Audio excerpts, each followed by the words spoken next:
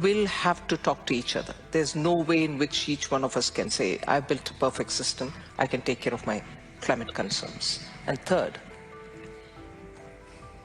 differentiated treatment for paying for it.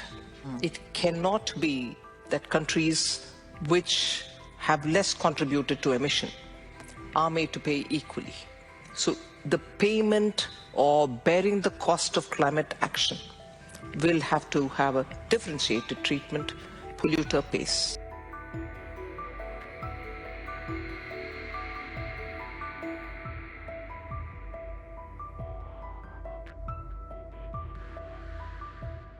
Well, I think you put on a lot of things in that one question. I know. I'll just break it down for simplicity's sake, but I don't mean to suggest that each operate in its own silos.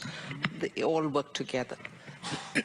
The first one is about working for climate and saving, let's say, the climate from human actions. That is one thing we need to address, no doubt. But equally, countries like India are worried about communities which are affected by climate change, their livelihoods, their, let us say, future, the kind of massive disruptions they face because of relocating, going back because of the sentimental value that it is their own village, and so on. So the government is going to have to look at saving climate for itself, because that has long-term implication on all of us, and equally saving communities from the changes which happen because of climate change. So we are, especially because our population is so huge, we have both these, one which is very critical for the world, the other immediacy of the problem where people are affected. So we are grappling with both equally and prioritizing also on immediate attention to people whose lives have been disrupted because of climate change. Second, look, most of us know that today everything that we do has a technology component to it. Now, technology is one thing when you're talking of climate change, is very well. But what it doesn't do is, if this technology cannot adapt or subsume or talk to those technologies which are playing an important role in our lives, like, for instance, electricity. I'm not even talking about payment systems, which are also digital. I'm talking about electrification.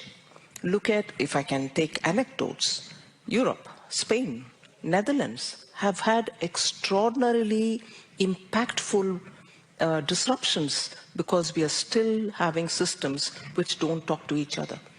Renewable energy generated, goes to the system, the grid, but the grid is unable to take it when there is a surge from renewable energy. You still have that problem. Spain suffered from it. Similarly, fairly archaic structures through which electricity is being distributed, Netherlands being one case, the system is unable to cope. You need the transitional time when all of this can be brought on. That's a second type of problem. India also faces that. But I think we are slightly better off because we are a late starter, but we are going ahead with it. The third is, I think, not just emission, which is a very important factor, no doubt. Not just emission, but looking at ways in which we have resilient societies, resilient communities, resilient ways in which we can adapt to the changes that are happening. It's one thing to have excessive rain, your crops are gone, or it's one thing to have drought, which India is fairly frequently posed with, but another where you have to tell the farmers he should have a better resilient crop, diversify his crop, not just be dependent on rain. When it fails, it's you. So that's another. And the final is the point that you raised about defense and your security preparedness. Yes, India has serious problems because India, I think, is the only country, if I can say with some confidence, which has terrains of all sorts. We fight in deserts. We have a huge ocean.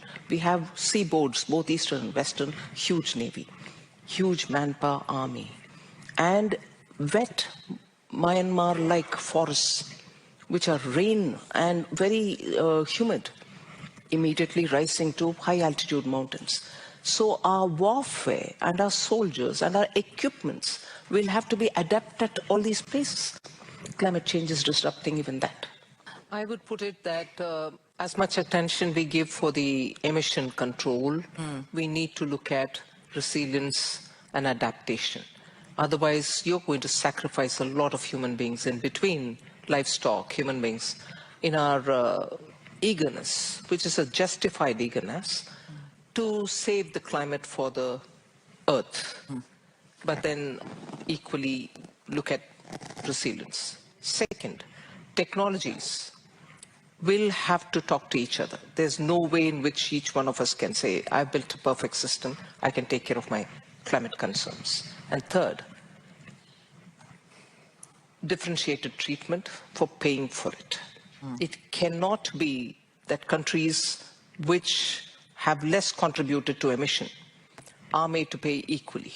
So the payment or bearing the cost of climate action will have to have a differentiated treatment, polluter pays. Indian budget, the reallocations happen based on the demand from the concerned department or from that state.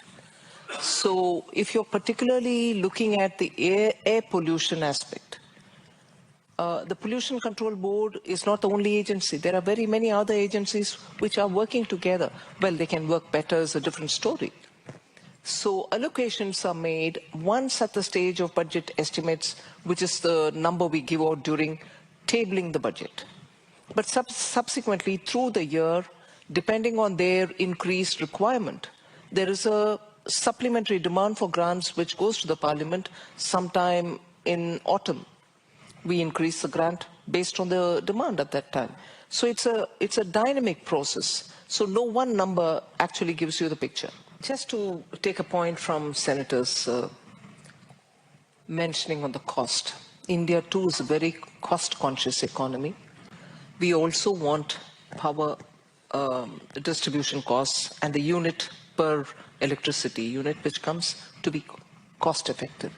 And we can add to Senator's observation, the more the competition, the more the opening up of the market, we find renewable energy costs coming down and significantly at that.